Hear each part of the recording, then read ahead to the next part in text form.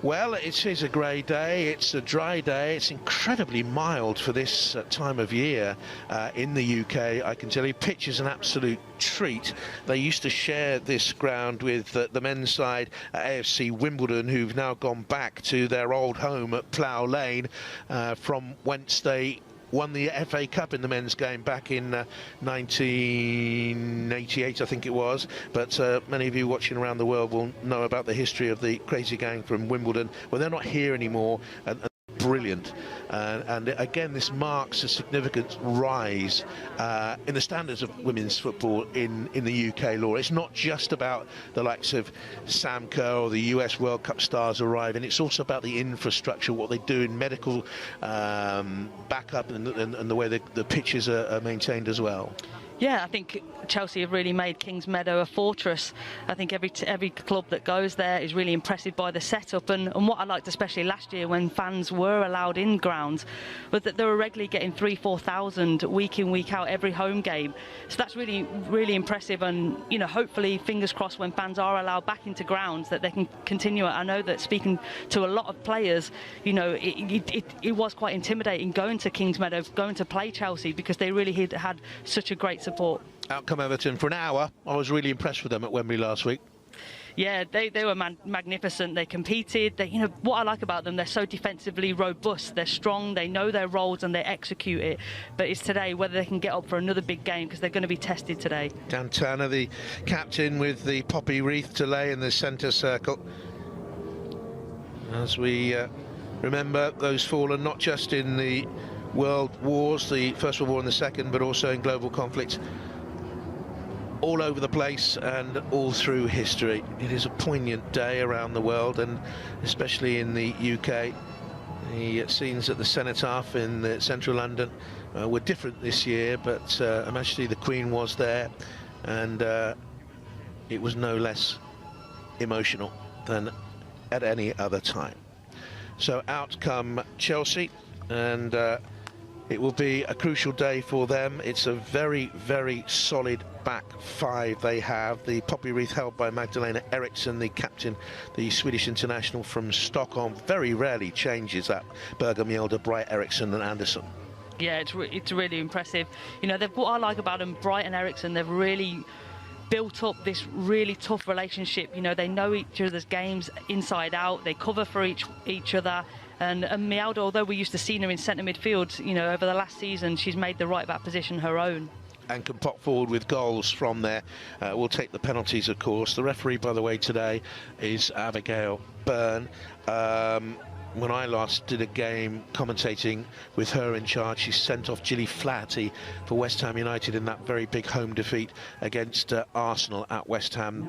Arsenal scored 9 goals that day. There is Emma Hayes, who has achieved so much as Chelsea manager. League title 3 times, the FA Cup a couple of times, the Continental Cup, or the League Cup as it is, in England as well. And she's just about to put the poppy on her overcoat.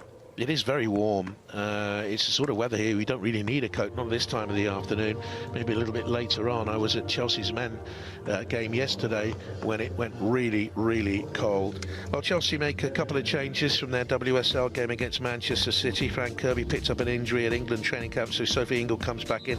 Cuthbert will play a little higher. Beth England gets only a 3rd start this season in preference to the Australia World Cup, and ex-WSL scoring star Sam Kerr, who goes to the bench. Everton, they're forced into a couple of changes from the cup final defeat. The Wembley goal scorer Valerie Gauvin was injured. She injured a knee there. Simone McGill, the Northern Ireland striker, looks to add to her 2 goals this season. And Lucy Graham, I thought she was their best player in the final, hurt her ankle in the game. Claire Ramsey, who was ineligible last weekend, so she comes in, so talented. The former Orlando Pride Scottish international returns. The minute's silence here on Remembrance Sunday.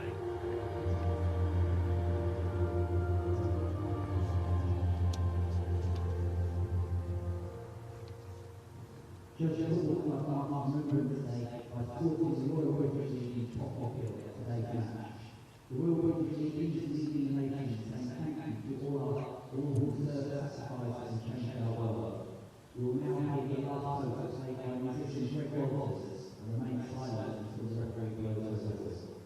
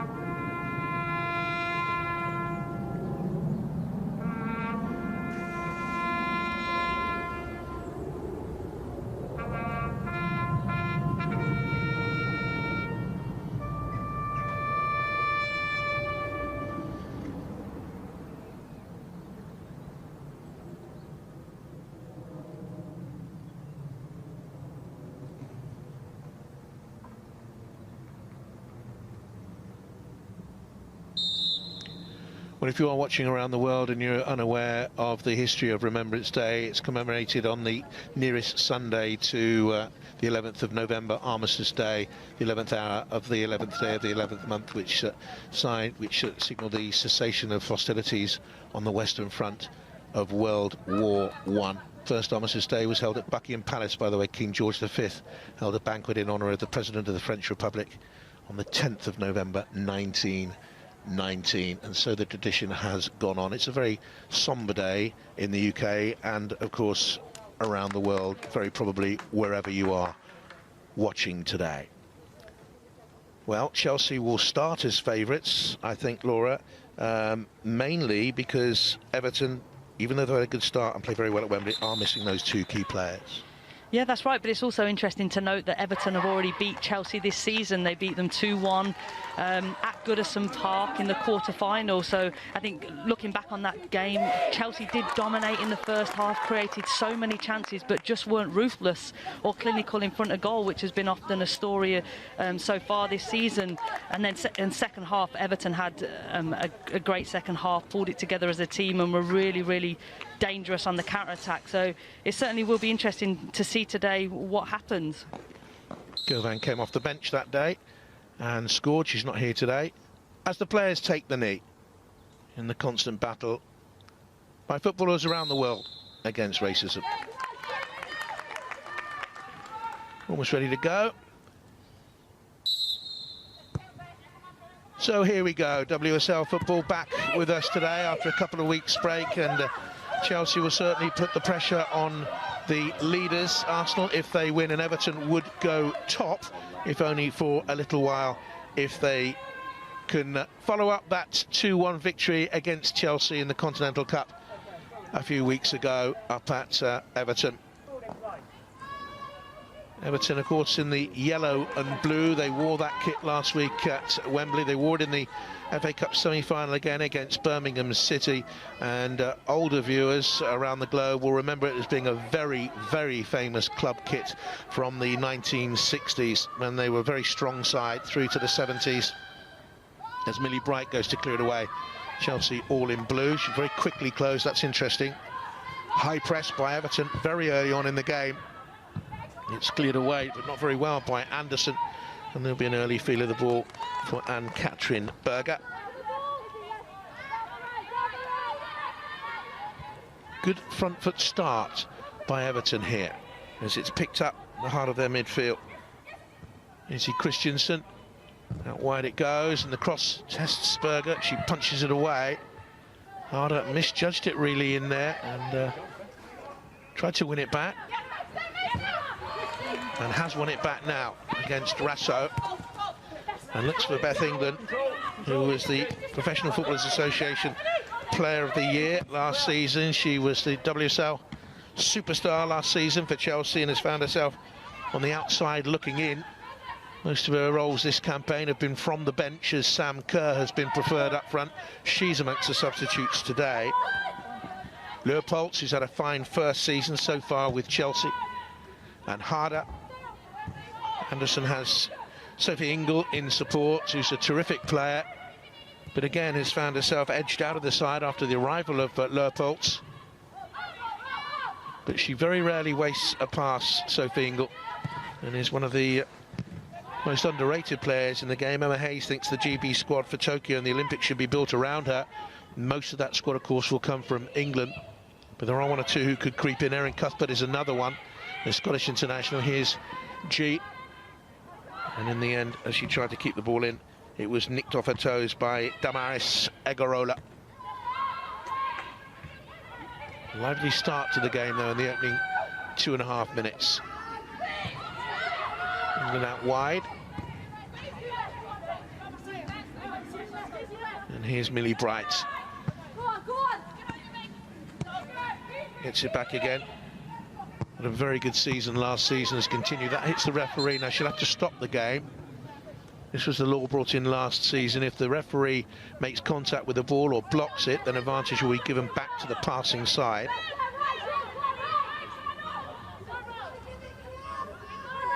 It has to be an unopposed drop ball. The referee just explaining that, I think. And I think that's caught Everton unawares, you know. I don't think they were expecting that. It's harder. Cleared away. Yeah, I think you're right, JB. I think they weren't in shape. I thought they looked a little bit confused and allowed Millie Bright to play that ball central. But it certainly has been an exciting few minutes. Good start to the game, good intensity. That's a strong challenge there to win that back, really powerful play. What do you make of the comments from me a minute ago on Sophie Ingle?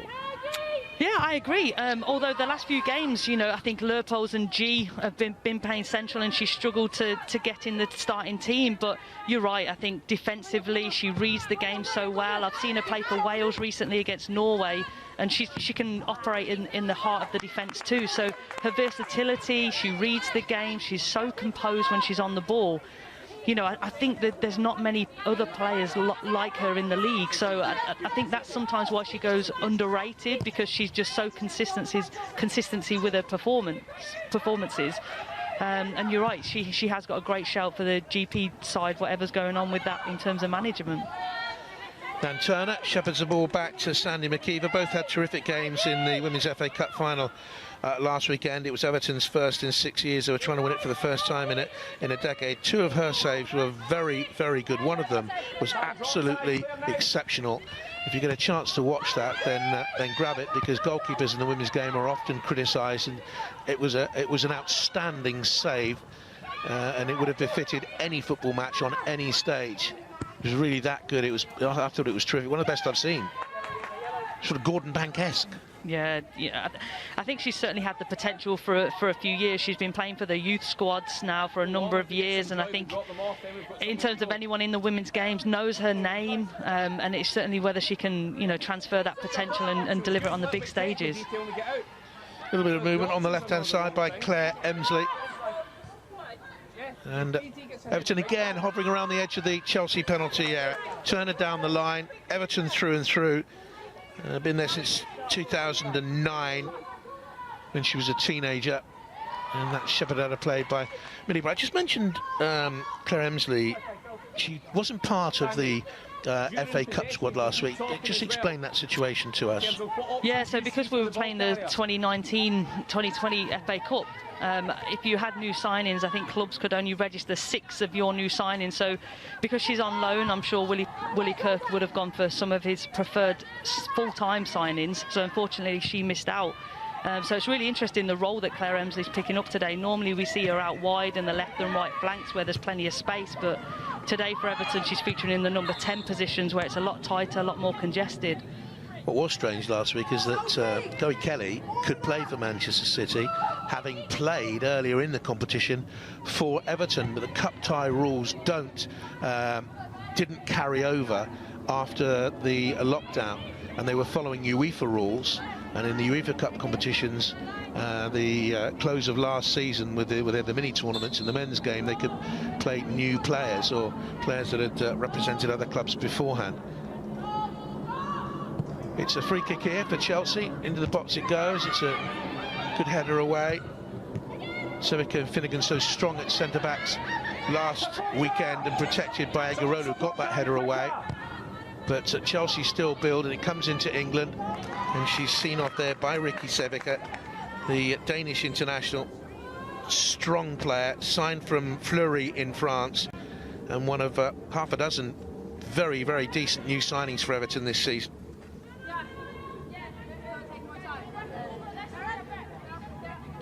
Decent defending that. Yeah, really well read the situation well, and that's what you can do. You can get your body across, make sure you're first to the ball and shepherd it out of play. But you're right, she's certainly a composed player. She's performing like she's been at Everton years and years, and she understands the full setup of the club and how Willie Kirk wants to play. She has been really impressive. She reminded me there of a fine defender I saw play for England in the World Cup finals over in Canada in 2015 by the name of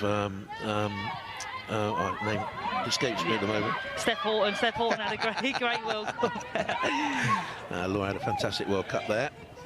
Now here come Chelsea down the left-hand side. In a cross, a dangerous cross, and Harder was there. And really, Laura should have scored from that position. Yeah, I'm not too sure why she didn't connect, but Jona Andersson, I watched her against Tottenham on Tuesday. She was fabulous down that left-hand side. The quality of crosses on the run was sensational, and that's another fine one. You know, if that's Beth England or Sam Kerr getting on the end of that, that could have been a different story. But yeah, just totally misjudged by Harder. Part of that formidable Chelsea back four. Jona Andersson, compatriots of her captain at club and country level, Magdalena Eriksson. Mjolda, the third Scandinavian in the back four. She's Norwegian. And Ann-Katrin Berger comes from Göppingen. So she makes up another of the Scandinavians in this Chelsea side. A side packed with internationals. Although Guro Reiten's not involved today, we don't know why. She's been a part of the squad throughout the season, and she tweeted today how much she was looking forward to the game, but not involved. You might hear more of that later on. We don't know anything about that, do we, at the moment? No, that's right, and she has a great start to the season. I think when Chelsea were playing well, I think Fran Kirby was on the right and Guro Reiten was on the left, and the quality of crosses from wide areas for both of those players was exceptional. So it's a really big loss for Chelsea today to lose those two players in particular. Izzy Christensen made a real contribution. Joined Everton in January, only got the chance, of course, to play this season. In comes the free kick by Jona Andersson. Looking for Eriksson, who was arriving in the 6-yard area, crowded out. Vital touch away for Everton, who'd packed their own penalty area, and the captain applauds the delivery. I think that's the second time now we've seen Egarola get on that first contact. You know, she's a big physical player and so important in both boxes. She's 1.76 m, Egarola. Born in the US, in Orlando, Spanish international. Don't think she played in the US. She was a former Athletic Bilbao player. In comes the cross again. Eriksson was in there. Interesting story, actually, Egarola. Mum is Dutch. Her dad comes from the Basque Country in Spain and was a pro pelota player in the US. Moved back to Spain in 2006, and she's back there defending again and helping out.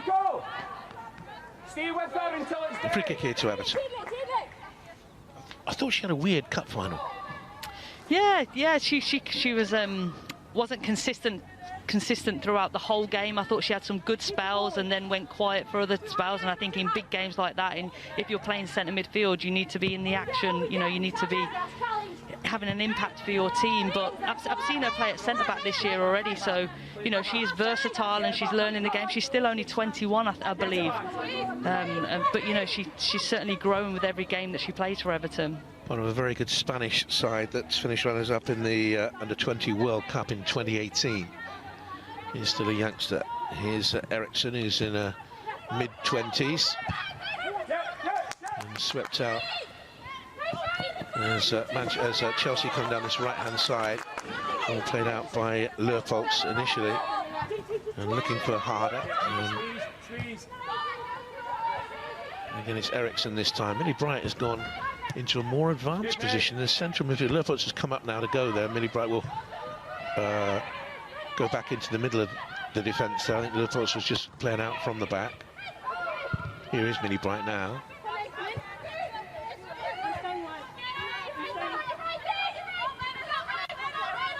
Only 3 players were more successful in their passing last season than Millie Bright. She's passed better than that. You can see what she was trying to do, though.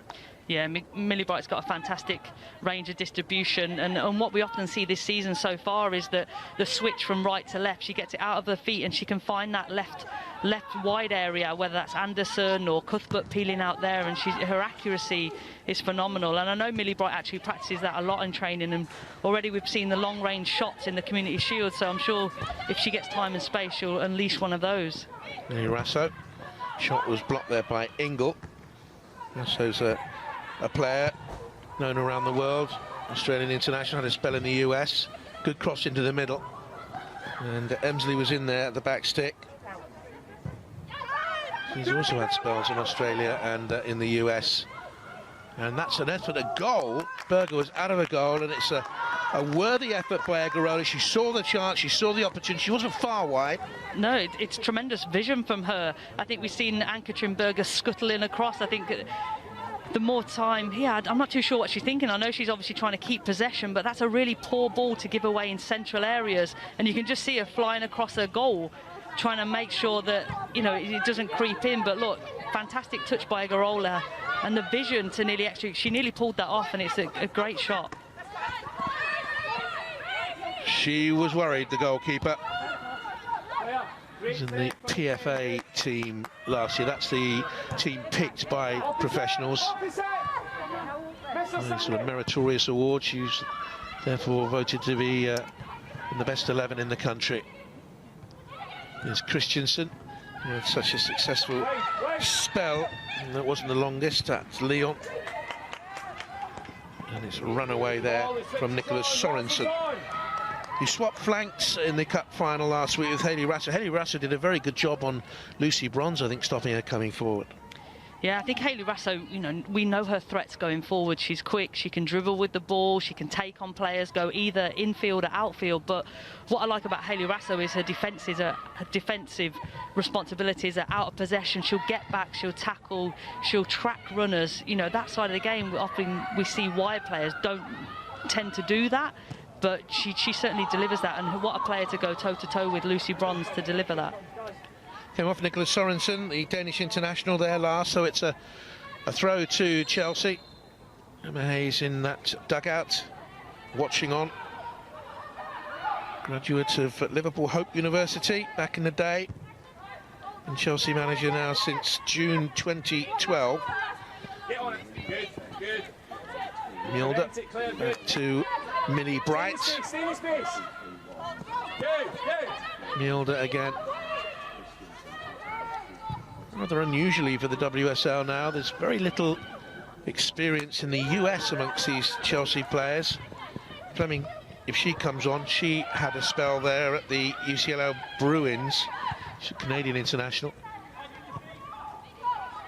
Quite unusual that these days, with the plethora of talent from the US and around the world coming to WSL football.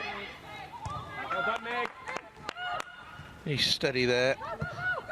Megan Finnegan had an excellent FA Cup final. Call for the ball there from Sandy McKeever.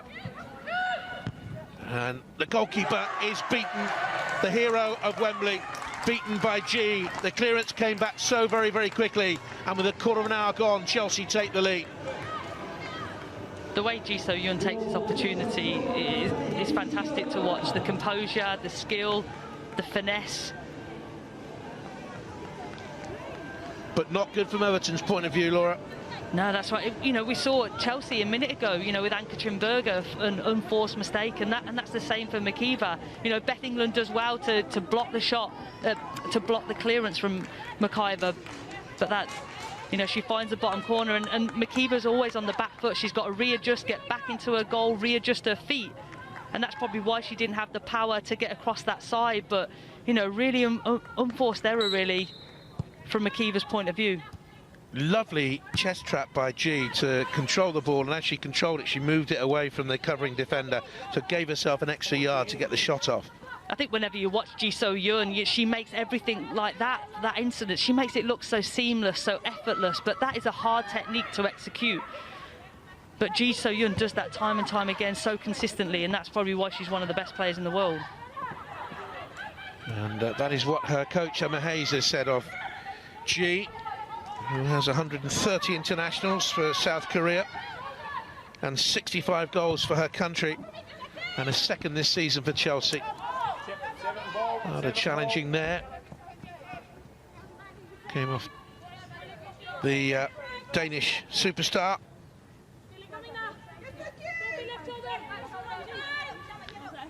Well, dismay for McKeever, and that's the way football goes. Outstanding last week, but her clearance was charged down. She's only 22. She's already had great highs in the game. She won the bronze medal at the Under-20 World Cup in 2018, and the Golden Glove actually in that competition's best goalkeeper. She's been in the senior squad on a number of occasions now for England. hasn't made the breakthrough yet. He's former England under-23 player with a throw, Turner. Harder. Strong there. Took it away from McGill. Haven't seen a lot of Simone McGill at the moment. Playing in a slightly withdrawn role there. Now she goes ahead of Emsley again, where we would expect her to be. And Bright on a new deal at Chelsea through to summer of 2022. Millie Bright. Was that a foul? Harder felt it was. Shot contact from Ricky Sevikit and went down.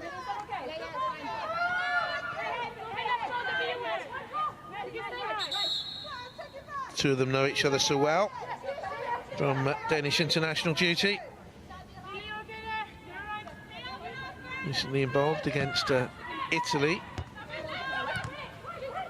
Here's G. Straight at McKeever there. But the goal has wobbled Everton. Yeah, I think it has. I think it's just a reminder to McKeever that every action that you do in this top league, you know, has to be done with 100% concentration and fully committed to it, because, you know, any little slip that you give the opposition, they're going to punish you for it, especially these top class outfits like Chelsea are, and they're so experienced in these big games. Sevica. A chase on there. Finnegan leaves it go to Ingrid Movold. And what is crucial for Chelsea today is they stop the Norwegian getting forward from right back, and that's a big job for Erin Cuthbert on that left-hand side of the Chelsea midfield. Leopold sold the pass short for Millie Bright, and Emsley was very nearly onto it. Signed on loan in the summer from Orlando Pride. She'd already been sent out to Melbourne from them. Emsley, here's Izzy Christensen.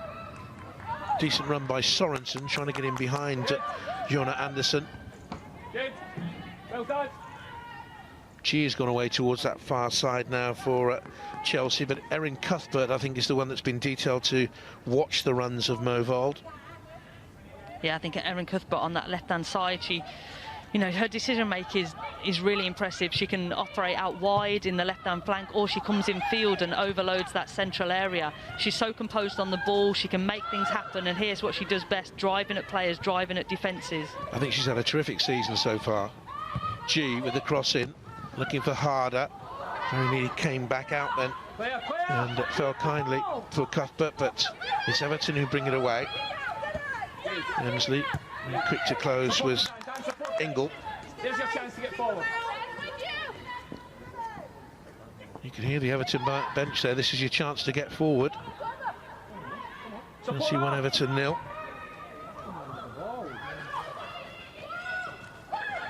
And here comes G. Nearly the midway mark in the first half. Blocked by Sevikit. And here's Izzy Christensen.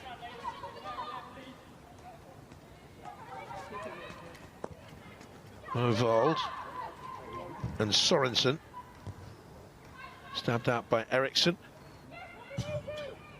and cleared away by Sophie Ingle. Christensen's stay at Lyon was interrupted by injury. Out with an ankle problem, picked up on England duty, I think, at the She Believes Cup back in March 2019. Here she is, though, and she will be a vital addition to the England squad. She's actually trained with them again this season for the first time in a long while. A really interesting period of the game. I think both teams are giving the ball away unnecessarily, unforced. You know, you'd like to think that by this stage in the game, one team has got control or a little bit of momentum, but really we've just seen a period of really sloppy passages from both teams. Highly competitive WSL this season. Arsenal top with 15 points. Everton and Manchester United at 13. Manchester City 11 and Chelsea with 10. And though you'd expect Arsenal and Manchester City and Chelsea to come through stronger as the season goes on, Everton and Manchester United, I think, have shown this season they can compete at the highest level. Just past the midway mark in the first half.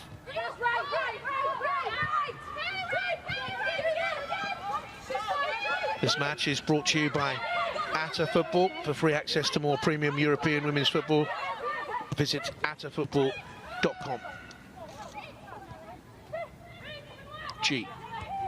Leopold's was to the right, here's Ingle.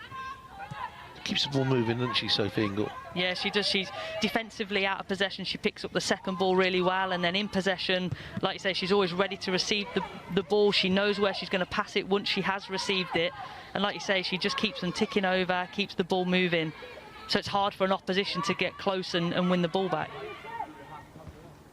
Cuthbert. England has gone out wide, Harder's in the middle. And comfortable goalkeeping by Sandy McKeever. It's a foul on Izzy Christensen by Leupolz.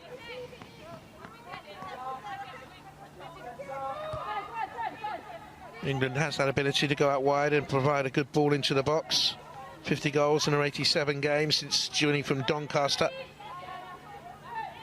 But a frustrating campaign for her. And she's to break through to become an England regular. She needs more games. She's only played 7 games for England, made a debut in August 2019.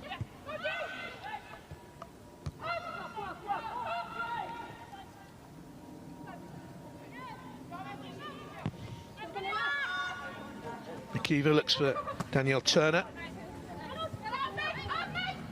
Harder, lovely change of balance, and off she goes, gliding on the ball.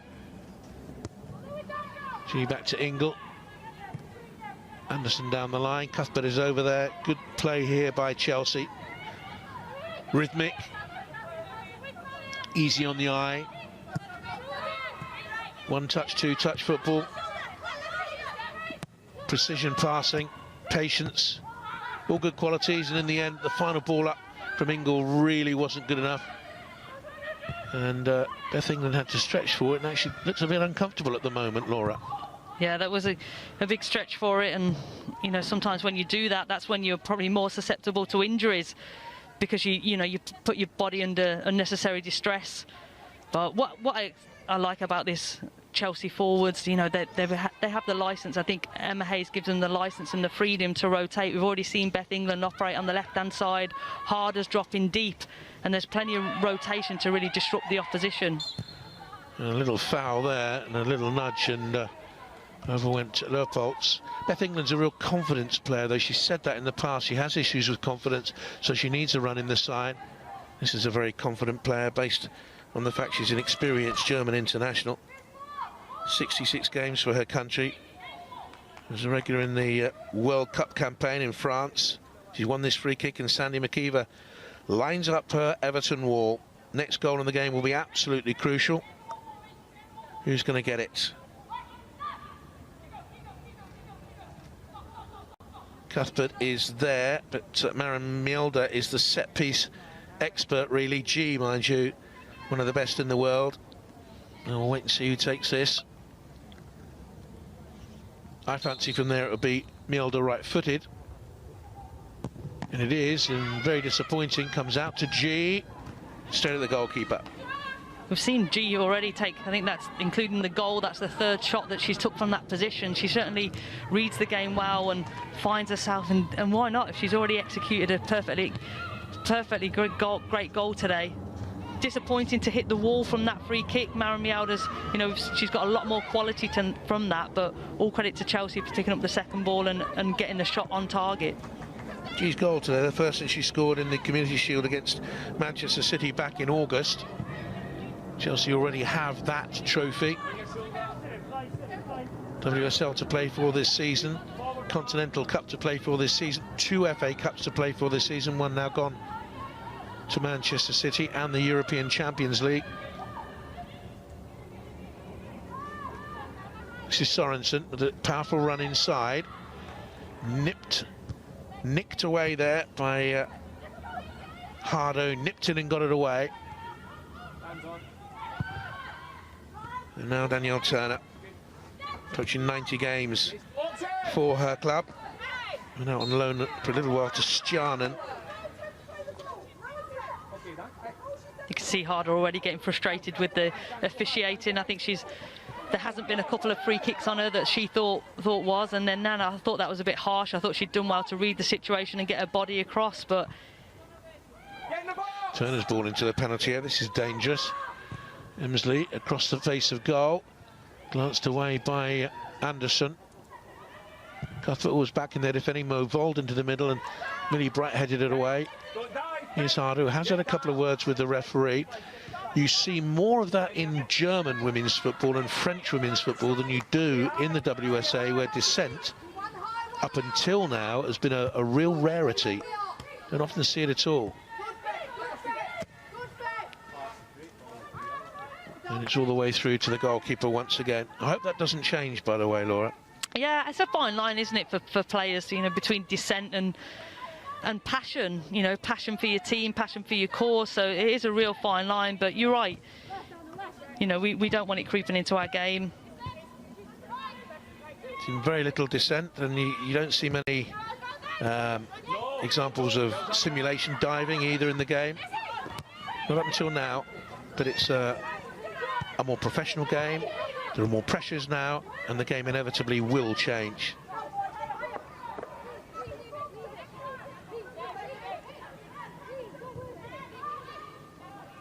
And there was a time, I'll go back to 2015, when you finished, you got a bronze medal in the World Cup finals. I bet you could have come home and walked down a street in England and you wouldn't have been recognised at that stage. Now, if Lucy Bronze walked down a street in England or Steph Houghton, they would be recognised immediately.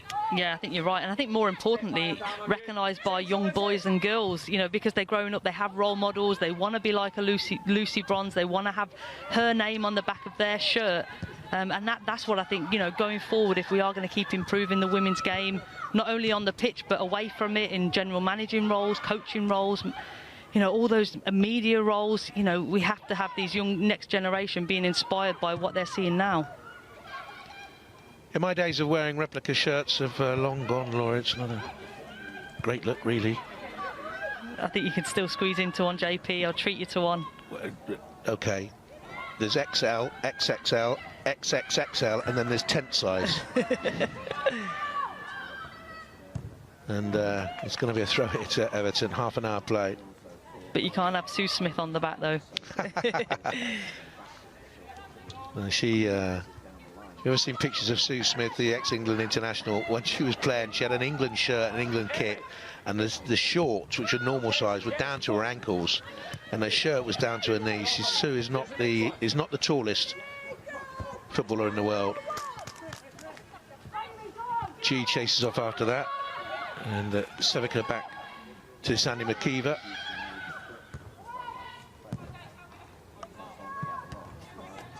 Powerful header forward. They don't miss much in the air, Chelsea. Finnegan did enough there in the air against G. Turner digs it out. She can't get going as an offensive unit here, Everton, at the moment. Trailing 1-0. Emsley now, though, from a deep position. Sloppy crossfield ball. Sorensen's gone into the middle. And now here's Mo Vold, the Norwegian, who's played in 2 World Cup finals. Always is impressed. Mo Vold, former Madrid player, Lillestrøm player. She was hugely successful there, winning 7 titles. Here's Sorensen. And rather wasted from the Danish international. Who's also won titles in her past. Everton these days can attract that sort of talent, and this young goalkeeper is one of their most talented. But this was a horrible moment for her. They're pointing, get it out wide to the right-hand side. And she did that there, but it was her misplaced clearance that led to the goal. Started off at Manchester City. She went out to Clemson University in South Carolina and played for the Tigers team out there.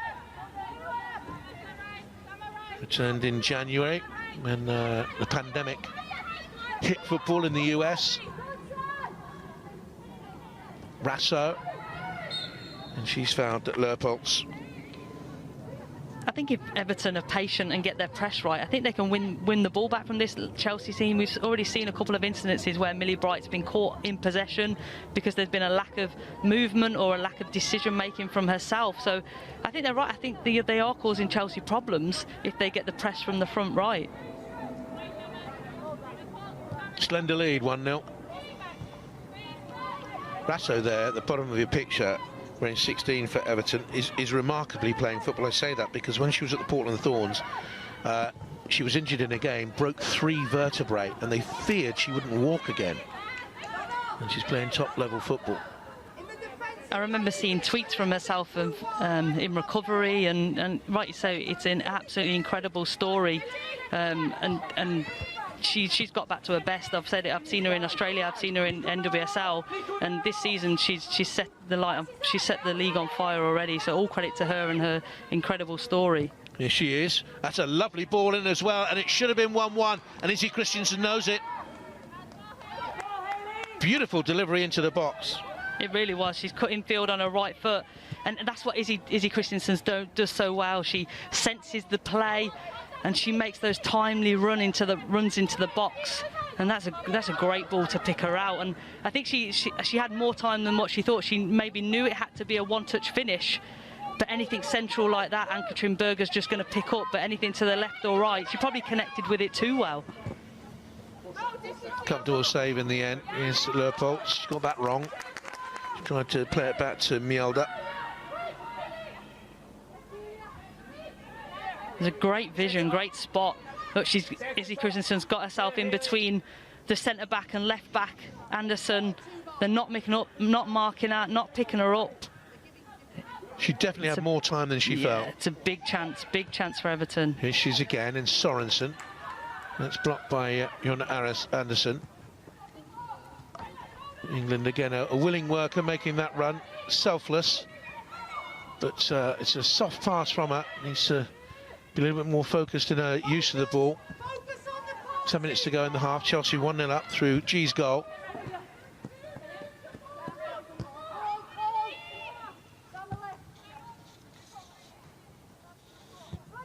They need a second goal, Chelsea, in a match brought to you by Atta Football. And for free access to more premium European women's football content, please visit attafootball.com. Wherever you are today in the world watching on, I hope it's a fine Sunday for you, a reflective Sunday, perhaps Remembrance Sunday. Here's Beth England. And Cuthbert in support. Back to Ingle. Cross comes into the middle, and there's a header there for Beth England that she couldn't keep on target. In the end, she sort of had to stoop for it and headed up over the bar. Yeah, it's a really nice move, though, from Chelsea, moving it from right to left. Cuthbert eventually getting the cross in, but again, Beth England's unmarked. I think you're right. I think it comes. She doesn't connect with it at the perfect time, and it's tough to guide it goal bound.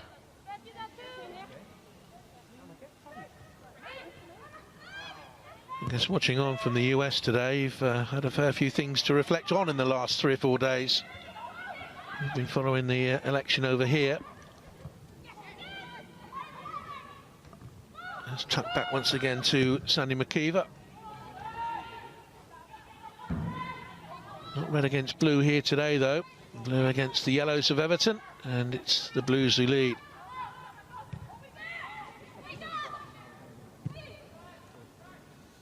And Millie Bright now. Finds Maren Mjelde. She passed 150 internationals for Norway in 2 games. Very experienced. England's popped that up high for Pernille Harder, but it swung out of play. Harder scored 10 in the last 20 games for Denmark. In such a season last season. For Wolfsburg gone all the way in the Champions League final. I thought they had a chance against Lyon, but in the end, Lyon were the immovable, irresistible force they can be. Stay high, Nico, stay high.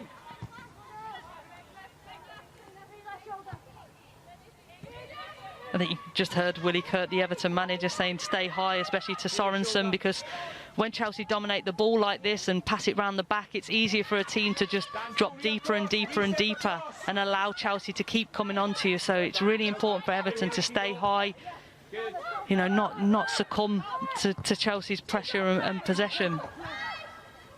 England, flag has stayed down. She's in here for a Chelsea second. Takes it wide of the goalkeeper. Narrow angle. Hits the side netting. Harder was in the middle. Approached the situation wrong, and she knows it, and she's furious with herself. Be really interesting to see from the side angle there whether Beth England was on. Certainly the flag stayed down, but it's all about decision making in this instance. Sandy McGeever comes out, stays strong and doesn't make a decision for her, puts the onus on Beth England. I think she does enough. I think Sandy McGeever does enough to send her wide of the goal. Look, that second one. She doesn't make contact with Beth England, which is a good decision, but and that maybe is a sign, JP, of a centre forward who hasn't been playing, who isn't sharp, who maybe is underconfident, because Beth England last season would have buried that. There was that moment of indecision when she decided to veer out wide, and the goalkeeper stood up, and as you say, made Beth England make the decision, and she got it wrong. Which is understandable. I understand why Beth England's gone to her right side. It's her most preferred foot. Free kick here for Chelsea. Beth England has seen Sam Kerr play the majority of games, and Sam Kerr has got 3 goals this season, but she's had so many chances. She's got into more goal-scoring positions than Beth England has, but she's squandered those opportunities. Beth England's had a chance today.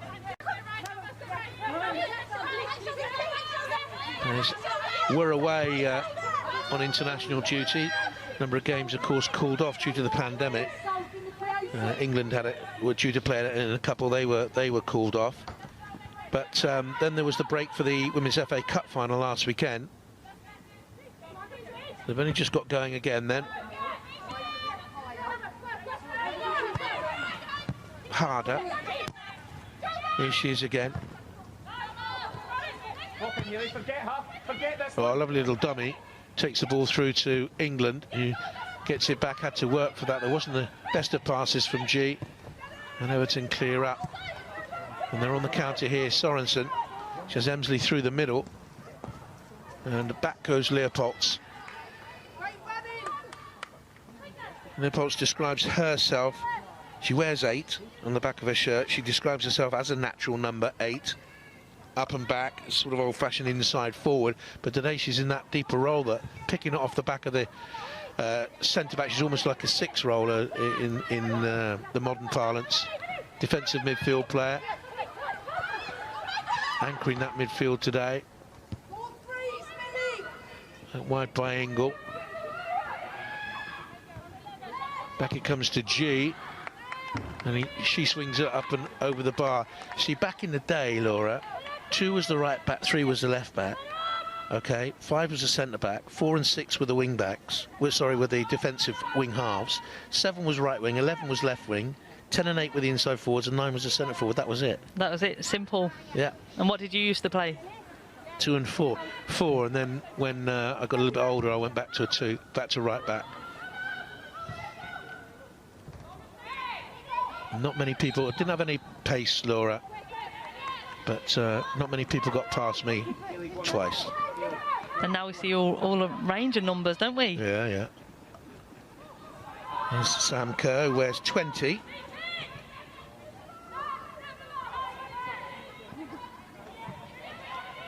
Yeah, with all the numbers and the number of substitutions as well. It's a bit of a commentator's nightmare these days. Here's Harder. The shot that goes wide. Astonishing scoring sequence she had last season for Wolfsburg, round about Christmas time. She was in incredible form and scoring hat-trick after hat-trick at that time of the year. Here she's again.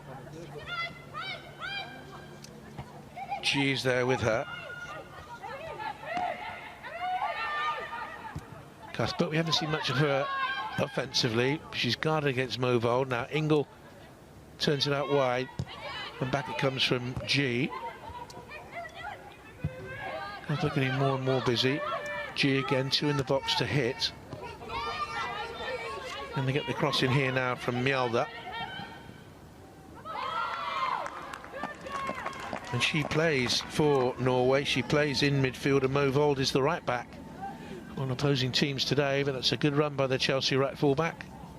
I think Maren Mjelde's doing well, getting forward. Harder is in front of her, but she has a free roll. She can end up wherever. She's coming more central, which is allowing more space for Maren Mjelde to get higher, get wider and deliver crosses. But great tracking by Rasso there. 2 minutes to go in the first half.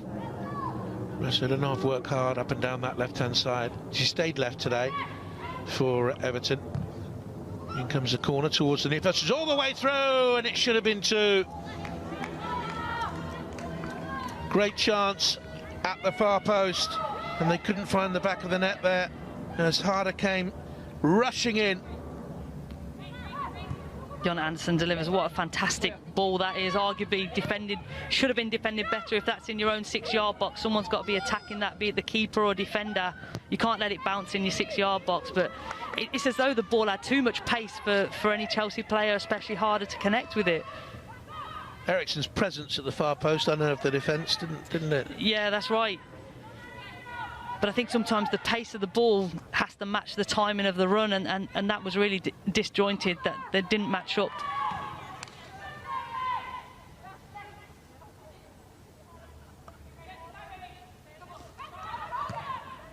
England tries to hold it up. Christensen nicked it off her toes.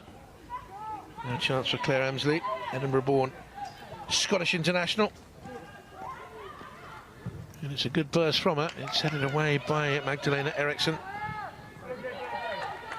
Emsley's first football was played at the Florida Atlantic Owls. She was over in the US on college. That's at college, I should say. Headed away by Ingle. It's been as tight as we thought it would be. And it's a measure of Everton's improvement. They've really invested in the women's football. They have an astute plan for the future. They're now signing good players, really good players. And it's a positive story. I think they're on the way back up to the top, Everton, but at half-time here, they go off trailing to G strike on 15 minutes after McKeever's clearance was charged down, and it broke to the South Korean international, and she really picked her spot so sweetly and drove it beyond Sandy McKeever for the opening goal of the game. I think Chelsea have edged it in terms of their dominance and crosses into the box and chances. I think they should be 2-0 up. But you see, the Everton, they're hard to beat. They're always in the game, and we can see the threats from Rasso, Sorensen and Emsley, especially on the counter-attack. Emma Hayes' side has the advantage here after the first 45 minutes at Kingsmeadow. It's Chelsea 1, Everton 0.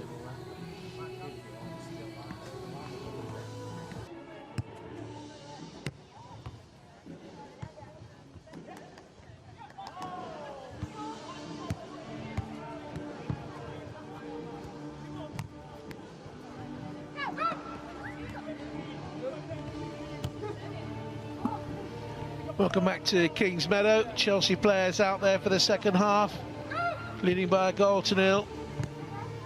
Little warm-up for the second half. Quick twitch muscle exercises, I think you call them. Is that right? Yeah, definitely. Sounds good to me anyway. And well, they have the lead, of course, but they're not in total control here, because Everton had their moments. Talking about Kingston earlier on, being the coronation site for Kings of England. King Athelstan and King Ethelred the Unready were crowned here. You didn't know that, did you, Laura? Every day is a school day with you, JP. It is, I'll tell you what, if you don't want to learn anything, you don't want to need to learn anything, don't worry, I'll shovel it down your throat.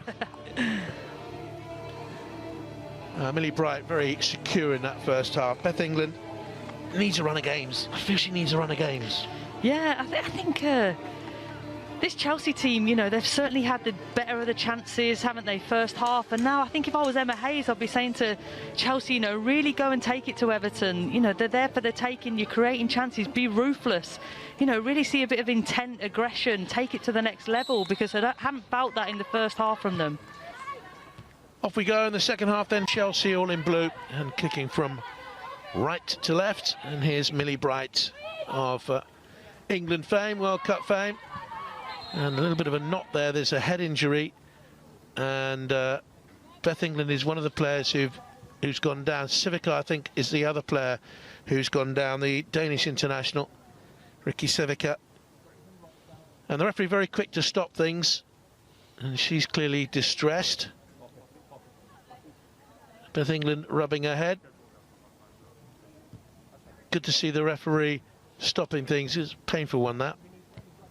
Yeah, look, both players go down at the same time. It really affects them both. And both eyes were on the ball. It was a fair contest, but just poorly timed by both of them. Civica, from that challenge is likely to be the worst hit because she was heading down. Yeah, that's right. It looks like Beth England was trying to flick it on. And you can see the where she's putting the ice to the back of her head, but Civica was, you know, it looks like it's on her forehead, and she looks still in some distress. Concussion protocol, of course, means if they are at any stage concussed or there's a fear of concussion, they'd have to go off. Both of them moved immediately afterwards. But she's obviously groggy. Beth England out there at this moment in time. Player who has been around for a while, but really blossomed last season. She had such a tremendous campaign. And he's got problems already, Willie Kirk, with a couple of players out missing, like Lucy Graham, like Valerie Gauvin. Gabby George, centre-back, she's out a long time at the moment.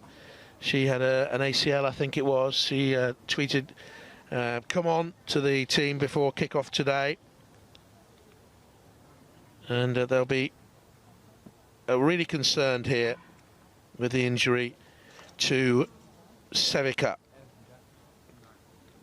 An option on the bench.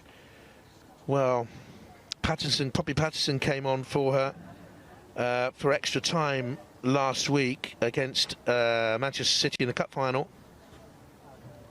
I think if that was the case, JP, I think Dan Turner would go into left side centre back, and then Poppy Patterson, who is she's well established in the league and you know, regularly plays at left back at her previous clubs, and she's very comfortable in that position. That's what they did for the last half hour last week, when Dan Turner was absolutely excellent. Poppy Patterson, by the way, comes from this hotbed of English footballing talent, the North East. She comes from I think you pronounce it Houghton-le-Spring. She's a former Sunderland player, and so many very good English players come from that particular part of the world. And obviously concern here for the Everton coach, but she's going to be okay. Can certainly go away with a headache, but they have to make sure, and quite right too. I know there's an ongoing study in England at the moment, scientists studying the effect of concussion on players in a later age, and I was listening to a scientist on the radio the other day saying they need more women who have played the game to enroll in that sort of study to see what the effects of concussion heading the ball have in later life. There is this genuine concern. There's a player that used to, if you're watching around the world and don't know, called Jeff Aspel, who played for West Bromwich Albion in England very famously in the 60s, sadly died a few years back, and the family were always concerned that it was the effect of heading the ball that caused his problems later on in life. And it's important that study continues, because it's a growing concern, isn't it? Yeah, it really is, and like you say, if they are needing more women to the game, because it's quite new. You know, we've only been professional a couple of years. So yeah, hopefully they get the research and the funding to carry on those studies. Funding absolutely key, of course. Here's Sorensen, then back it goes to Movold down the line, and we turned away by Eriksson's made a little bit of an error of judgment there, and she had to recover by fouling Emsley. Now she was a bit lackadaisical, Magdalena Eriksson. You don't often see that from her. No, that's right, but all credit to Claire Emsley. She gets behind her, she doesn't give up, you know, she has this really determined attitude. And, you know, we often see defenders trying to shield it out of play, but all credit to Emsley, she's recognised that the ball's not got enough speed to do that, and she can get round it and force Eriksson into making the foul. Now, what sort of a ball will Izzy Christensen deliver here? He's on the edge, Stu. They're queuing up on the far side of the penalty area. You can see a concern there from one of the bench about a player being free on the edge. It's going to be Christensen who will take the free kick. Played in short, Rasso into the box. Couldn't get the shot away. Emsley's waiting for it to come back. Here's Christensen with the delivery again into the box. And it's just poked feebly wide in the air. Megan Finnegan up with the attack, the centre-back. It seemed like Everton was trying to work a training pitch move, but I just don't think, you know, it's good by Rasso. I think there's the space. I think it was Dan Turner trying to set it to someone, but all credit to Chelsea. You know, they're defending in numbers, denying that space so Everton can get a shot off. Well, I wonder if Chelsea's major opponent at the moment is themselves. Yeah, I think so. Both, you know, in and out of possession. I think in possession, like I say, they really need to play at a tempo that Everton can't handle. You know, really with intent, with aggression. You know, be that ultra force and just so powerful. And then I think out of possession, just 100% concentration, because I think they are so dominant in games that they are, you know, they are susceptible to some mistakes like we've just seen from Eriksson. Good period of play here by Everton. Rasso has it. See the way that Christensen pushed the ball out of a defensive position early, quickly, and was immediately off and racing, following her pass. It's come to nothing in the end. That's where they've lacked that quality in the final. They're missing a Govan to come off the bench as she has done, of course, so effectively. But at Wembley last week, she led the line very well. They're missing that out ball at the moment. Oh yeah, 100%. But also, I think even more importantly is a Lucy Graham. You know, Lucy Graham in possession. We've seen her score some fantastic goals from long range, from in the box, all different types of techniques that she uses. And I think to this Everton team, she's so key. She's such a pivotal player, and in possession, she's the go-to person to create a chance to feed the forwards. So I think, and because she's been at the club longer, I think the team are missing her more than a Valerie Govan, but they're definitely missing both. Scored in their last league win. Their last win, actually, was against West Ham United at home. And they drew with Brighton, then they went to Wembley and were beaten 3-1 in the cup final. Here's Claire Emsley. What can they do here now? Simone McGill. Support arriving. And it's almost crept all the way through here to Nicola Sorensen. Mo Volt. Hesitated over the cross early. Sorensen whips it in too near Ann-Katrin Berger.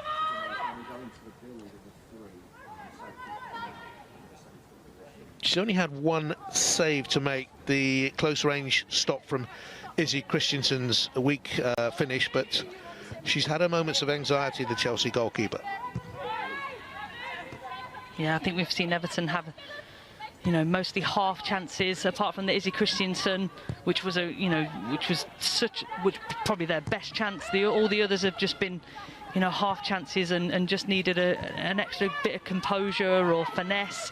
But you'd like to think they'd create more chances, you know, once they start feeding Rasso more, feeding Sorensen. We've just seen Sorensen putting a cross with her left foot. That's one thing I am impressed with her about, maybe not on that occasion, but she can deliver with her left and right foot to pinpoint teammates.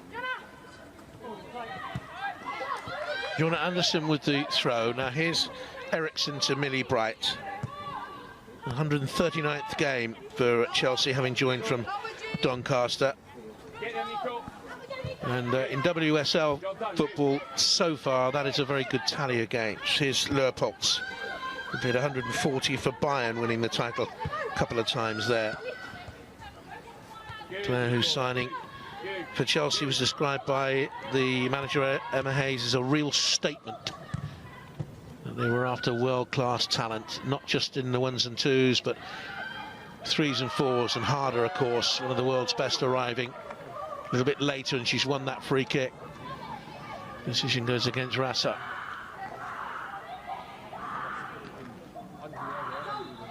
I think we can see that's another instance of Harder picking up the ball and gliding past players. She looks like it's effortless going past players, and she really has this powerful, you know, although she's got a slight frame, she really does just glide and power past players, which is so impressive. And finally she's got a free kick that she's been looking for all game. Rasso's complaining though because they felt they should have had one or two higher up the pitch. Let's see if there was contact here.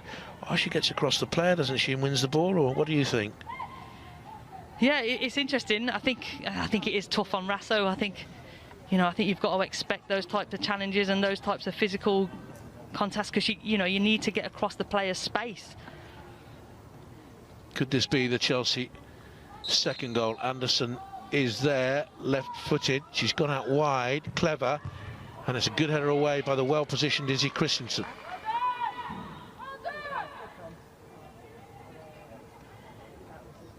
Everton were a bit slow on that pick-up. I think that perfectly timed run by Meadow could have caught the Everton team out. Maren Milder with the throw.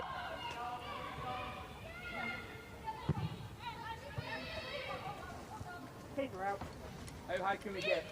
Chelsea are gathering as a squad full of winners, players who've had great success elsewhere. We've just seen Milder involved. She won the league with Turbine Potsdam, league with the Evalnes club back in Scandinavia, and of course has 2 titles to her success as Chelsea player.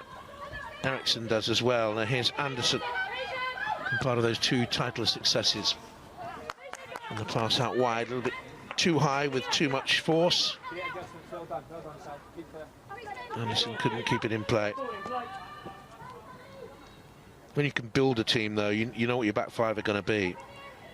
It's so important week in, week out if you know they're going to be there now. Young McKeever took a bit of a chance again. And Eriksson, the big heave-ho. G spins away, deflected for a corner. May talk about the title-winning goal scorers, terrific goal scorers from midfield like G, but you build your title defence or you build your title success on your defence. Yeah, definitely. It's so important for your keeper and your back 4 and even a holding midfield player, to be honest, to break up play. But it's so important that you build partnerships, relationships, connections, so that you know how each other are going to play, going to operate. She's going to have to go off, Ricky Sevica. She hasn't recovered from that injury. She's got a lump on her forehead, I think, on the left-hand side there, that you can see as we look at it. I think she's saying her vision's blurred. There's no choice. She'll have to go off. Yeah, 100%. Like you say, she's in distress. She's crying. You can see she's saying that her vision's blurred. And for a centre-back as well, position for any player, but specifically, you're going to be asked to head the ball, put your body on the line, defend aggressively. It's not, she's so uncomfortable to carry on. I think we can see Willie Kerr making the change. You ever in a position where you felt you really had to come off and it's a different game now, they can't do it, but you were told you had to stay on? You ever put in that position? No, I wasn't. I was never told to carry on or anything. I think it's more, you can see you're a team player. You can see Sevica, she's devastated to be coming off. You want to play every minute, and she was doing her job. It wasn't malicious, it wasn't nasty. She was heading the ball, and you want to play every minute of every game. So it's probably more the player that wants to carry on, and yeah, just so disappointed, but 100% the right thing to do. Well, they did make that change at Wembley last week when Patterson came on. Turner went into the more central position. They defend that penalty area now. Scuffed away by Rasso. And here's Cuthbert, who's played well within herself today. Had a real team role as the Scottish international. And she's available again if they want to nudge it wide here to the left-hand side. Big booming crossfield ball by Eriksson. Over-optimistic. Simpler pass was on. Simple is best sometimes. Patterson is going to come on.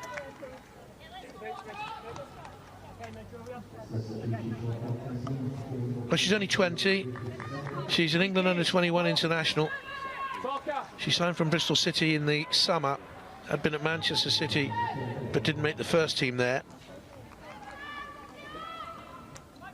And came on for the last half hour at Wembley in the cup final last week.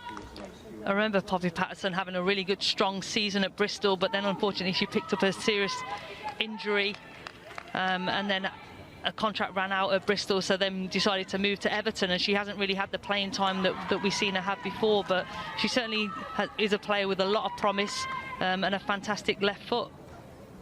She's only played 157 minutes so far this season, Patterson. 2.5 hours, a little bit more. It's a good sign that she's sitting down there, Sevica. They're not too disturbed about her then at this stage. Leopolds, G. And Eriksson. Away to Jonna Andersson.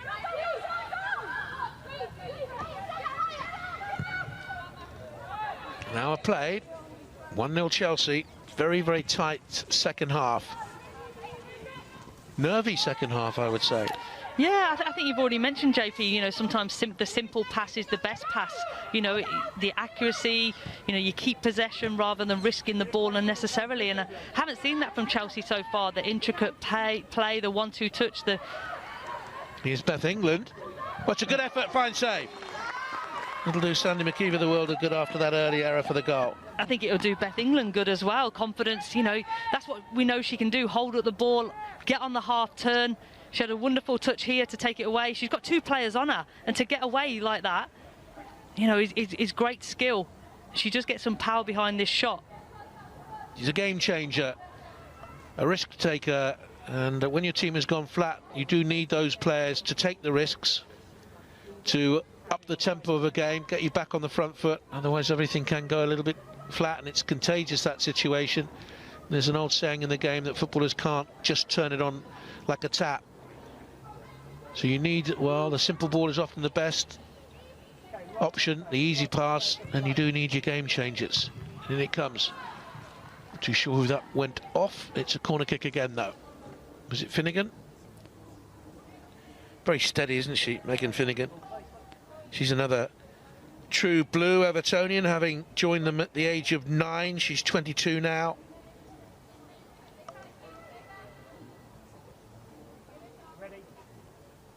This could settle it here, Chelsea's way. Keeper got something on it, but not a great punch, and Christensen composed inside her own penalty area and spun a lovely ball away to Rasso.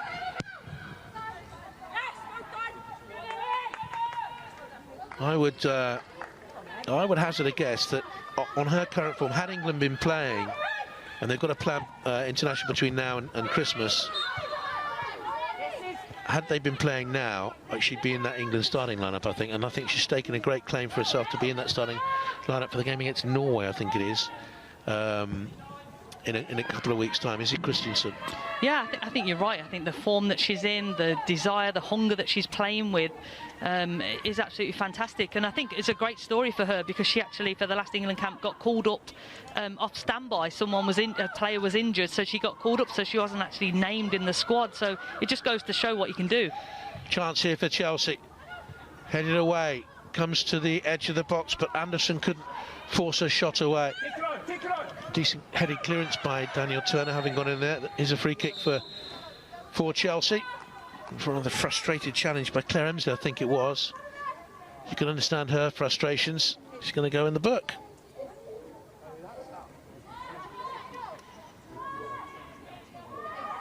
Tenacious striker from Manchester City, another former Bristol City player. She was at Hibs in Scotland, won the league a couple of times there. The Cup as a Manchester City player in the League Cup, and then went out to the States, to Orlando, a club you know fairly well.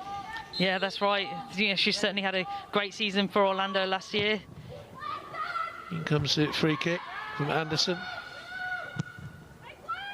Millie Bright shovels it high. Finnegan was underneath it. Patterson got it away, and she's gone into a more central position now, and Turner's gone out wide to the left-hand side. I think it'll be momentary. G with the cross into the box, and Patterson again gets it out. He glanced away to her left there, Poppy Patterson, as if to say to Dan Turner, can I go out wide again? And she has done.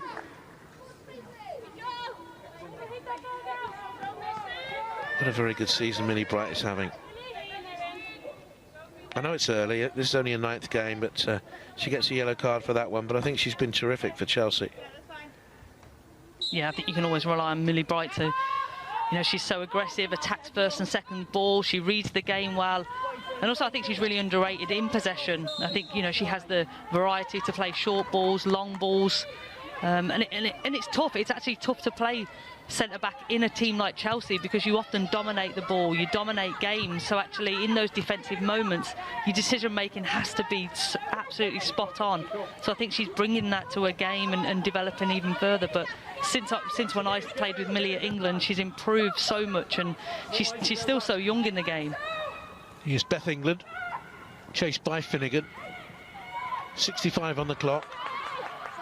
Millie Bright, by the way, when she was an infant, she was only 8 days old, had pneumonia. And then when she was, again, youngster, she had asthma, she had whooping cough. And then she's playing at senior international level and WSL level. Anderson tries to get the cross in. She's well marshalled there by Nicola Sorensen. It's a corner kick. But you get the feeling here, Laura, that physically Chelsea are getting on top. Yeah, I think so. But what I have been impressed with is Everton's defending in the box. Every first contact, second ball, they're there, and then they look to counter. But they certainly are defending the box very, very well. You know, they have some big players in there who like to head the ball. And that's what's keeping them in the game so far. I certainly think last season this might have been 3-0 to Chelsea by now. Ingles in there, aimed at the near post. Lovely little flick on by Millie Bright, and over it goes. We saw an absolute scorcher from her this season in the Community Shield against Manchester City. Hasn't missed a minute of football this campaign, Millie Bright. Improvisation. And that, from a Chelsea perspective, is disappointing. You know, you've got a chance to put the ball in the box from a corner. They've got some great players who love to attack the corners. You know, you need to put a corner in to give them half a chance instead of relying on improvisation. Sorensen. Ingrid Movold on the outside. Needs the pass fed to her. Had to check out wide. Wasn't a good delivery. Still got a decent cross to the far post. Big opportunity. It's away for a corner, I think. Very good chance. Rasso was coming into that far post area, and in the end, Chelsea forced it away.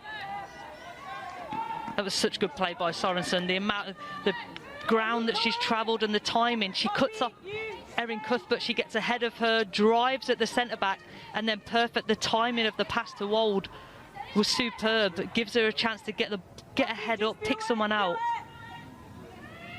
Desperate defending, took it away for a corner.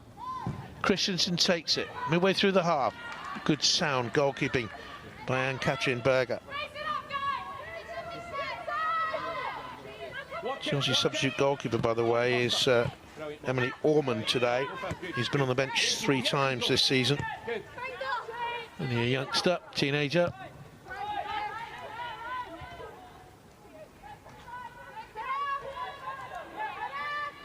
Millie Bright.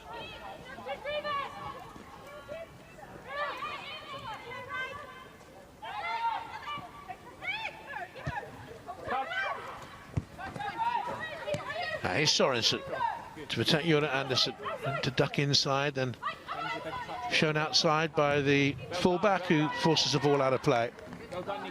She's having a good spell, Sorensen. She's getting Everton up the pitch, driving at Anderson, driving at her defender, getting them up the pitch, having a little bit of respite in Chelsea's half. Last year's game between the two here was cancelled. It was just after the lockdown. It was the first game due. Chelsea played Arsenal here in February, then they were due to play Everton, but the lockdown came. The first visits in a couple of seasons in WSL football. Trailing 1-0, but certainly not out of it. Christensen and Rasso there. Players of ability and intelligence. Rasso lashes it through the 6-yard area. Percentage cross, really. Finnegan was in there and it's away. See how quickly Izzy Christensen covered ground to get the second ball in. She's back in now defending with G.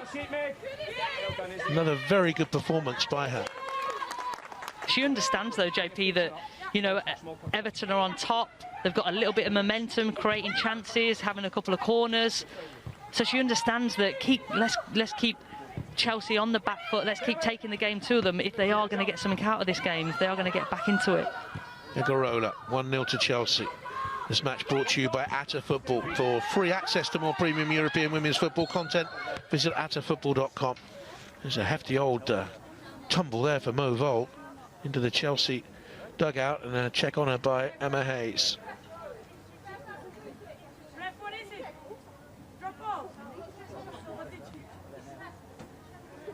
Just a gentle word there from the Chelsea coach, and then I don't know if you noticed it, she got up and away from the situation. If you do have an injured player, the protocol says give them space, move away, calm them down, reassure them. That was interesting to see Emma Hayes do that.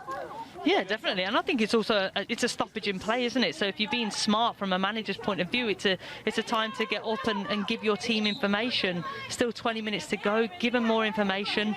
You know, I'm sure Emma Hayes would want this game wrapped up by now.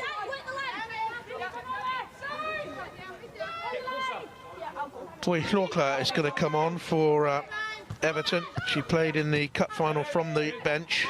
Chantal Boy Hlorka. Been at the club since 2011. One club player in 2 cup finals for the Toffees from Goodison Park, Merseyside. Or more particular for Everton women, Walton Hall Park. This was the opportunity. Good covering again by Christensen. And the change is made for Everton. And off goes Simone McGill, and on comes Chantal Boy Hlorka, who's normally a wide player, plays on the left-hand side.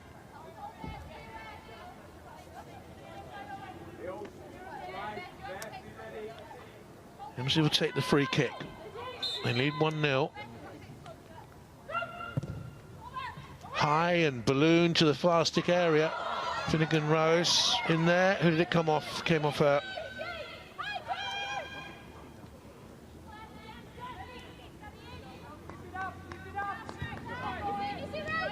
It's a good deep ball from Emsley. I know she takes a lot of pride in her set pieces. You know, and if that wasn't Millie Bright, then it might have been easier for Finnegan to attack. But that's pretty even match between Bright and Finnegan in the end. Cuthbert into England. Back again to Erin Cuthbert, who picks the pass very well. Pernille Harder, Anderson on the run inside. G, a little bit of a gap here for Leupolz. Thought about a shot, didn't get it away. Cuthbert does. It's parried and gratefully grasped by Sandy McKeever. And that's the play that we recognise that's probably synonymous with Chelsea. You know, quick, good movement, good rotation. And we always see, you know, Erin Cuthbert pops up in these positions and fires a shot. She scored against Tottenham on Tuesday night in the Continental Cup. Any half a chance, she gets a shot away. But that's her first chance that we've seen. Another opportunity here to get it into the box. Leupolz with the turn. The shot gets away. The shot creeps in. And Beth England makes it 2 for Chelsea. The referee, I think, was thinking about awarding a penalty. Momentarily let play go on. And Chelsea took advantage and lead 2-0. That's probably one of Beth England's harder chances in this game so far. But, you know, look, you can see how happy she is with that, because it's a good finish with a non-preferred foot, a left foot. You can see Leupolz did so well to take the ball away from the defenders, and then Beth England does so well to back it up, back up the play.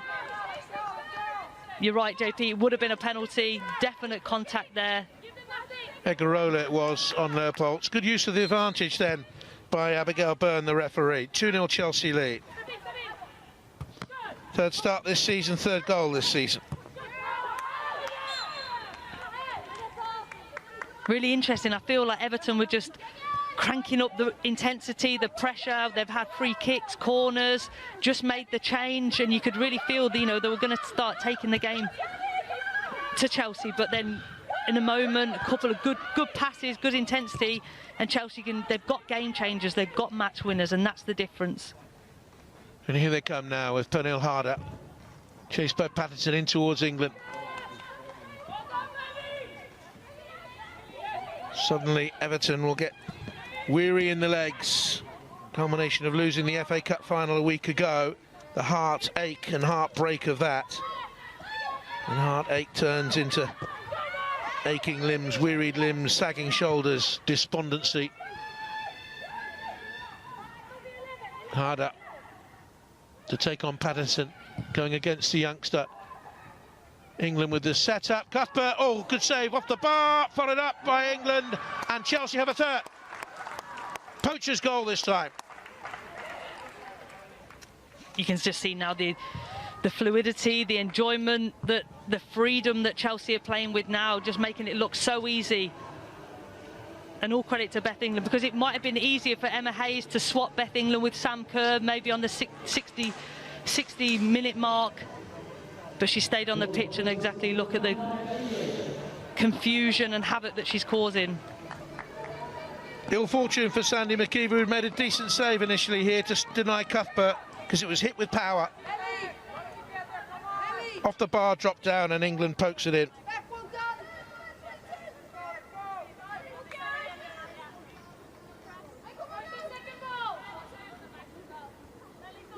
Tidy finish, scored when they beat Everton here in January of 2019 in the last meeting here in the WSL. They won that game 3-0.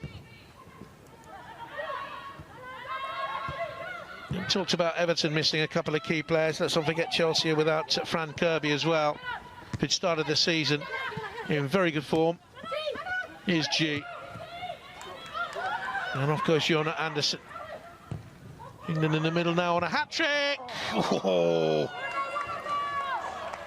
She'll score from harder chances than that. And look, it's not often that you know, not recently does Beth England miss a chance like that and get up smiling, because she's already scored 2. She knows what a great opportunity that would have been, but all of a sudden you can see her confidence cranked up now. But again, I mentioned Anderson's delivery from those left wide areas, absolutely fantastic on a plate for Beth England. And that really should have been a hat-trick. Emma Hayes will be understanding of the smiling reaction if Chelsea go on to win the game. It's unlikely they won't win the game, but you never know. It's been a very weird season so far in English football, men's and women's. For Chelsea to score 2 goals in 5 minutes, you know, now that they have full momentum, full control, you know, they always look like now they could go on and score even more. Checking on Patterson again. It's been a route they've used now, pathway 2 or 3 times. 13 minutes to go, and it'll be a hard last 13 minutes for the 20-year-old playing left back now, the substitute for Everton, Poppy Patterson. The 2 goals, by the way, 1 minute and 54 seconds apart. I think you said 5. Yeah, I don't want to question your maths, but it wasn't my strong point at school. Can you tell the time? It's the little hand and the big hand. We'll go through it later. But in the end, is the scoreline a fair scoreline, Laura? Yeah, I think so. I think so, JP, in terms of opportunities created. But I think what Everton did, they managed the game well. They managed moments, and they were able to get themselves back into the game. So I think that's why, you know, they were able to stay 1-0 for so long. But I think in terms of the chances that Chelsea missed, you know, that's why I do think it is a fair scoreline. Well, they're going to bring on Sam Kerr. A quick word from you on Erin Cuthbert today. I think we've seen moments of brilliance from her. She is a game changer, but I've seen her play better for longer periods. I think she's been out of the game for longer periods, but anything good, anything creative, I think G and Cuthbert have been involved in. On comes Fleming for G, the second of the 2 substitutions there. Jessie Fleming from London in Ontario. Was a top draw soccer freshman of the year when she was at the UCLA Bruins. A lot of goals for them, and Everton making a change as well. And they're bringing on Molly Pike for Rasso, which would suggest that Willie Kerr thinks this game is done and dusted. Molly Pike, midfield player, 19, second substitute's appearance of the campaign. And Rasso has worked her socks off. Pike had a decent run last season, but has only played the quarter of an hour in I think it was against Birmingham actually in the semi-final of the FA Cup, and came on for the last few moments last week at Wembley against Manchester City of normal time. He played the half hour of extra time.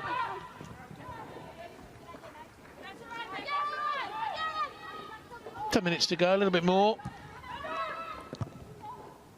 Not a bad substitute to bring on, Sam Kerr.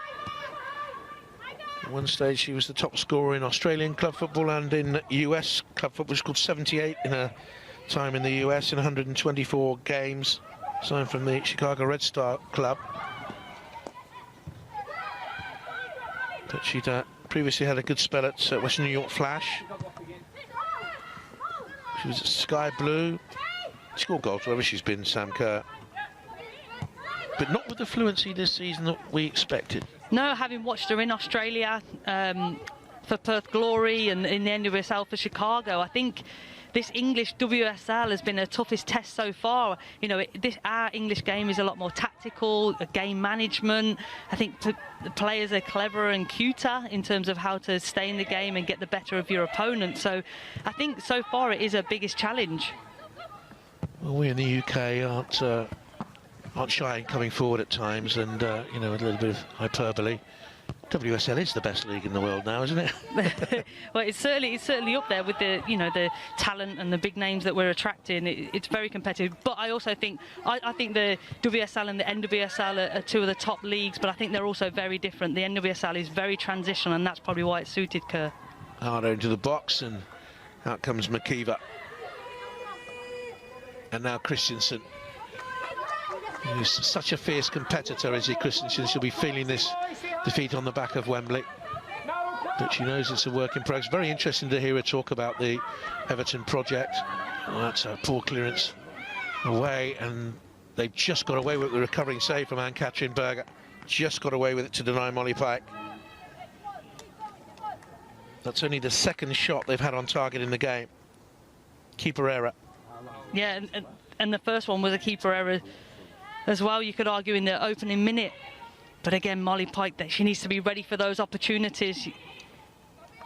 Corner ball here for Everton, and easily dealt with. And 8 minutes to go. Chelsea in, of course, a position where they should go on and win this game, unless there's a huge turnaround. And a blip in the form of Everton. It'll be 3 games without a win in all competitions. They denied the chance to get Wembley in the FA Cup final out of their system. They were due to play Manchester United in the Continental Cup in the week, and that game was postponed in current circumstances. And they weren't best pleased. And Chelsea did have a game in the week, as we were saying earlier, against Tottenham.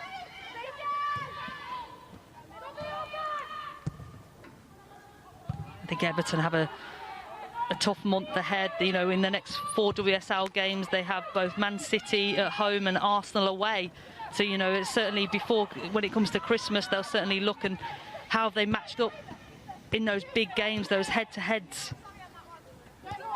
And that might be a telling point, because to get the points on the board so far, they've beat the teams that they were supposed to, and that's impressive because it's tough to do. But in terms of what's it been like in the head-to-heads with those big teams, those experienced players, that's when maybe you need to judge yourself and where you're going to go in the second part of the season. Everton would slip from 2nd to 3rd momentarily. Anyway, Chelsea would leapfrog them on goal difference with this, and they have a game in hand. They'll flip round the corner by England. Fleming couldn't get there. And now Finnegan out to Christensen. In good awareness, Christensen took it off her back foot, spun away into space, protecting the ball, giving herself a little bit of space there. What coaches will tell you, point your shoulder, take it off the back foot and move it away if you can. Well, Chelsea need a fit Fran Kirby, a well Fran Kirby. She picked up that injury on training duty with England. They were due to play Canada and Germany, and both games were off. Called off due to inability to travel and the pandemic spike. Bright gets it back. She hasn't put a foot wrong, really. Well, yes, she has. She got booked, but apart from that, defensively, I don't think she's made a mistake inside her own half now. Here's Ingle, and bumped into a teammate there. And Everton have got a chance. Consolation it might be, but they've got a chance. Movold advancing, just deflected up off Anderson, who's played very strongly.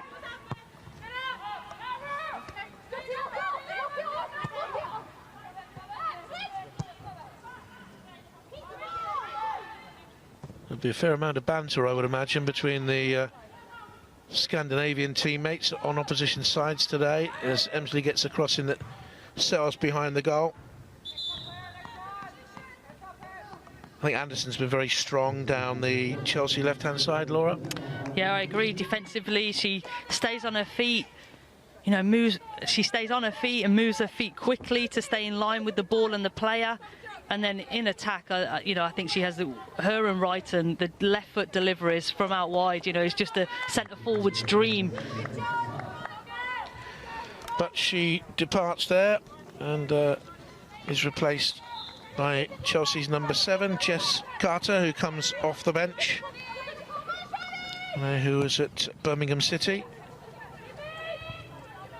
FA Cup runner-up with them, won the league and League Cup with Chelsea, and has had few opportunities this season. It's only her third game.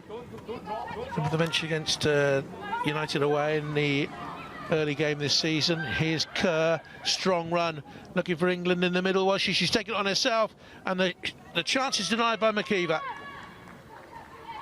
It's a really strong run by Kerr, eventually cutting in and going direct to goal, and you can see how desperate she is for a goal, but that's how powerful. If you give her space, that's exactly what she can do. Beth England was in the middle and puffed out her cheeks, and you could almost hear her sighing, I am on a hat-trick, and was available in there, wasn't she? Here's Sorensen. Take on Carter. Diligent defending. Decent from Jess Carter. Were you teammates? No, but I've watched a lot of Jess Carter, and you know, she's so versatile. I've seen her operate in centre midfield, right back, centre back, and obviously now left back. She's so versatile. She defends. Her 1v1 defending is exceptional, and that's what allows her to, you know, impact this Chelsea team. I don't think she could have got the ball to Beth England even if she tried there, really. She'd been closed by the defender. The route was shut down. Had every right to go for it herself. 2.5 minutes to go. Chelsea 3, Everton 0.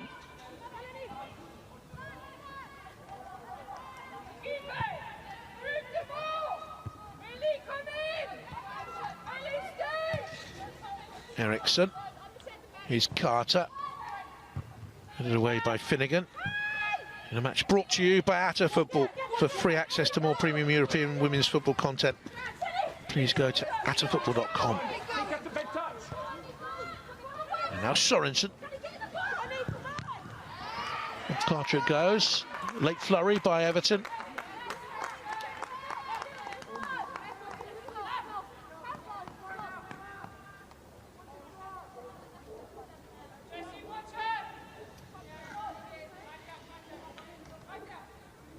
Izzy Christensen will take the corner. Chantal Boyd-Clark is on the edge of the 6-yard area. Signal for the centre halves, I think, but dropped in too short anyway. And they come out wide. Movold with a cross back into the box. Decently played, attacked very well off the post. That was deserving. Hegarola was in there with the effort. Unlucky that for Everton, but will they get caught now on the counter? Harder. Here's Fleming.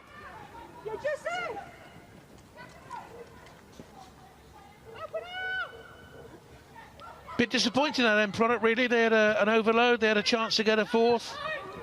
Yeah, I actually think the ball back from Sam Kerr into Harder, I think there was the wrong option. I think you've got to keep moving the ball forward, play it into space, because the pace of the runners that they had was exceptional. You've got to keep feeding the space to keep the counter-attack, the forward positivity going. I would have liked to have said that Everton deserved the goal, Aguero hitting the post, but really on the balance of play, for me, 3-0's about fair. Opportunity here now wasted with a balloon cross through the middle. What do you think, Laura? Yeah, I think maybe with the Izzy Christiansen chance, that chance hit the post. Maybe you could argue 3-1. But yeah, I definitely think Chelsea have been comfortable. I think they've just turned it up, they've turned the screw, turned the intensity up as and when they've needed to. But I think that's where sometimes, you know, in future games against the other top teams, that's where they might struggle, because, you know, you can't always turn it up when you want. But they did it against Man City to win that comfortably 3-1. They were exceptional that game, and they've managed to do it today in spells, and it's been enough. Carter with that throw. We're in stoppage time. But I think what Chelsea will be pleased with is their clean sheet. If they can keep the clean sheet, that's one thing they will certainly be very pleased with. 7 minutes of added time. We did have that lengthy spell for treatment for Sevica, who had to go off with the what looked like a head injury. This is the one where they hit the post. Yeah, it's a wonderful ball in, and Egarola does so well. She gets across Jess Carter, attacks it. And that's really tough to mark when a player comes in from behind you. You're focusing on the ball as a defender, but the forward comes in, and she's timed that really well. New to the club, of course, one of the new signings. But they've got to learn to play with her, not just use her height at set pieces in both penalty areas. They've got to learn to use her as Manchester City have, and England and Everton back in the day used Jill Scott. Arriving late with the heading ability, with the height advantage. What can Chelsea do here? Kerr, two in the middle in England, and Harder.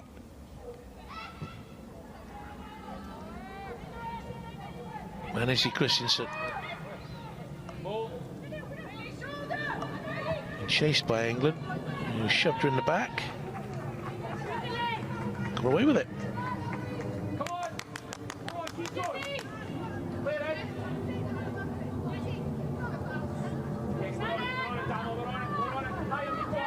A really interesting signing from Chelsea to sign Jessie Fleming. You know, she's a young player, got over 70 caps for Canada, and I think in the majority of other WSL teams she would be starting. You know, she hasn't seen a lot of game time so far. I know that for Emma Hayes, she's definitely part of the long-term process and the bigger picture to get the, you know, young players in to be at the club long-term. But really interesting to see how that will affect her, having the limited minutes affect her on the international stage for Canada, with their new manager of Bev Priestman. Well, she'll be part of their Olympic side. They qualified runners up to the USA. Clever player as well. Clever individual. She majored in materials engineering at UCLA. Too clever for me, because I haven't got a clue what materials engineering is, Laura, to be honest. Well, and I can't tell the time. So I don't know the big hand to the little hand, as we found out earlier. Every day, in every way, we are getting better and better. Now here's England. Emma Hayes says they're not quite at their mark, Chelsea, at the moment. They're not at their peak. There's more to come. And with the you know, the additions as well, you can see their form certainly isn't as purring as Arsenal's has been. Arsenal top of the tree this morning. Manchester City beginning to find their form, that's for certain. Big win at Bristol yesterday. Oh, that's a painful one. That is a painful one. You could hear the clunk of heads up here. Boy, Lorca went down.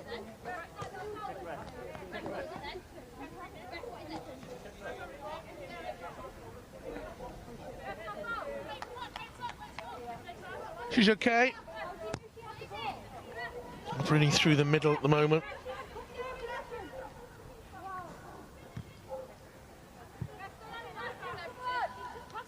Danina Eriksson, not just one of the best in the WSL, I think she's one of the best centre halves in the world now.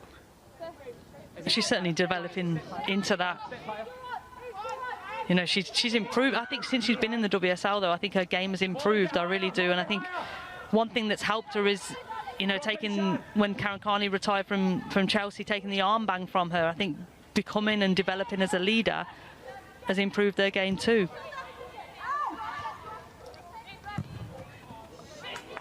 Dragged poorly out wide by Berger, whose kicking hasn't been good today. They've got a couple of minutes of stoppage time to get something.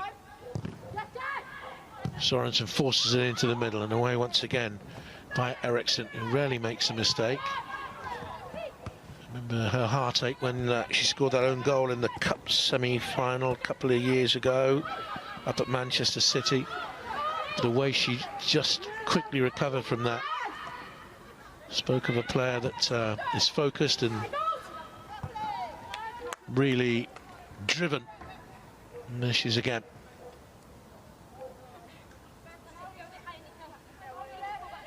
So what does this game tell us about the WSL at the moment then, Laura?